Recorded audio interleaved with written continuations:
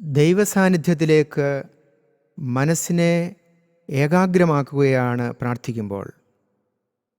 കുർബാന ആരംഭിക്കുകയെന്നാൽ ദൈവസാന്നിധ്യത്തിലേക്ക് മനസ്സ് ഉയർത്തുക എന്നാണർത്ഥം.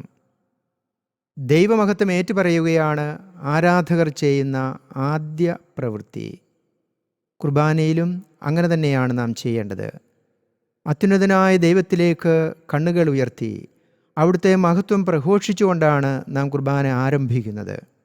ആകയാൽ ഈ പ്രാരംഭഗീതത്തെ ദൈവസാന്നിധ്യ പ്രഘോഷണ ഗീതമെന്ന് വിശേഷിപ്പിക്കാം.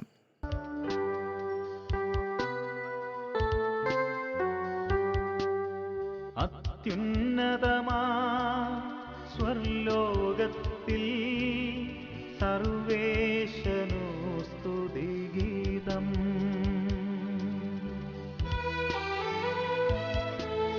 ദിവ്യരക്ഷകൻ കാലിത്തൊഴുത്തിൽ പിറന്നുവെന്ന് ഇടയന്മാരെ അറിയിച്ച ശേഷം മാലാഖമാർ ആലപിച്ച ഗീതമാണ് നാം ഇവിടെ ഉപയോഗിക്കുന്നത്. ആകയാൽ ഇത് രക്ഷാസ്നേഹ പ്രകീർത്തനം കൂടിയാണ്. സഭയുടെ രക്ഷ പ്രഘോഷിക്കുന്ന കൂദാശയാണ് കുർബാനയെന്ന് ആരാധനക്രമത്തെക്കുറിച്ചുള്ള പ്രബോധനത്തിൽ വത്തിക്കാൻ കൗൺസിൽ പ്രസ്താവിക്കുന്നു. സ്വർഗത്തിൽ നിന്ന് പ്രത്യക്ഷരായ മാലാഖമാരുടെ വ്യൂഹം ആലപിച്ച ഗീതം ശ്രവിച്ചുകൊണ്ട് കുർബാന തുടങ്ങുന്നത് പ്രസക്തമാണ്. എന്തെന്നാൽ അത് സ്വർഗവും ഭൂമിയും തമ്മിൽ ഒരുമിപ്പിക്കുന്ന ഗീതമാണ്.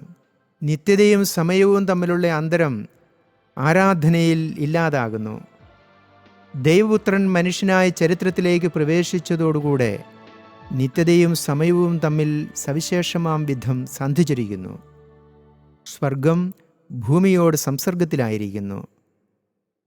ബെനഡിക്റ്റ് 16 മാർപ്പാപ്പായുടെ വാക്കുകൾ ഉദ്ധരിക്കട്ടെ. വചനത്തിൻ്റെ മനുഷ്യാവതാരത്തിലൂടെ സമയം നിത്യതയിലേക്ക് ഉയർത്തപ്പെട്ടിരിക്കുന്നു. നിത്യതയും സമയവും തമ്മിലുള്ള പാലം ക്രിസ്തുവാണ്. ഈ സ്വർഗീയ ഗീതം ദൈവപുത്രനായ രക്ഷകനിലേക്ക്, ഒരിക്കൽ നമുക്കായി ബത്ലഹേമിലെ കാലിത്തൊഴുത്തിൽ പിറന്ന മിശിഹായിലേക്ക് നമ്മുടെ ശ്രദ്ധയെ ആനയിക്കുന്നു.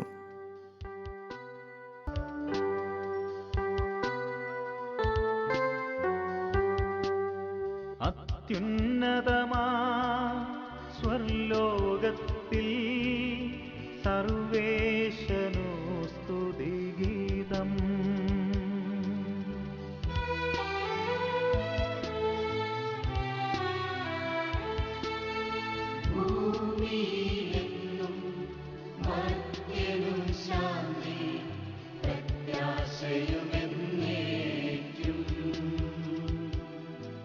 ഈ ഗീതം കുർബാനയുടെ പ്രമേയം എന്താകുന്നുവെന്ന് വെളിപ്പെടുത്തുന്നു.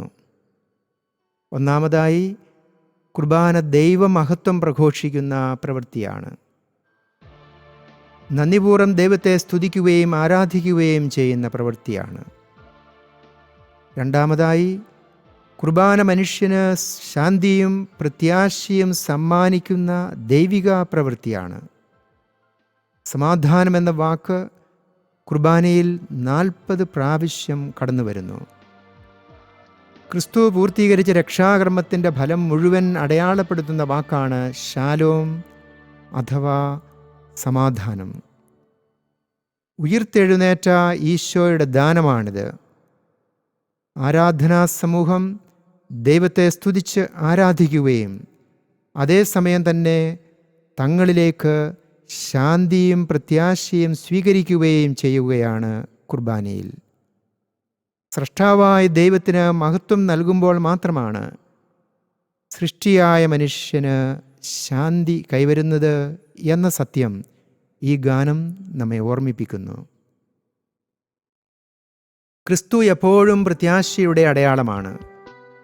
കുർബാന പ്രത്യാശയുടെ ശുശ്രൂഷയാണ്.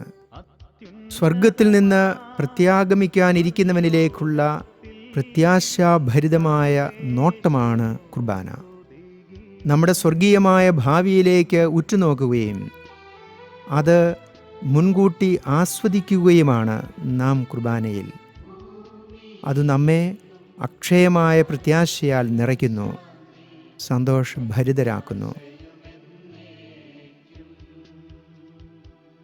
ആമേൻ എന്ന സുറിയാനി വാക്ക് അർത്ഥമാക്കുന്നത് അപ്രകാരമായിരിക്കട്ടെ എന്നാണ്.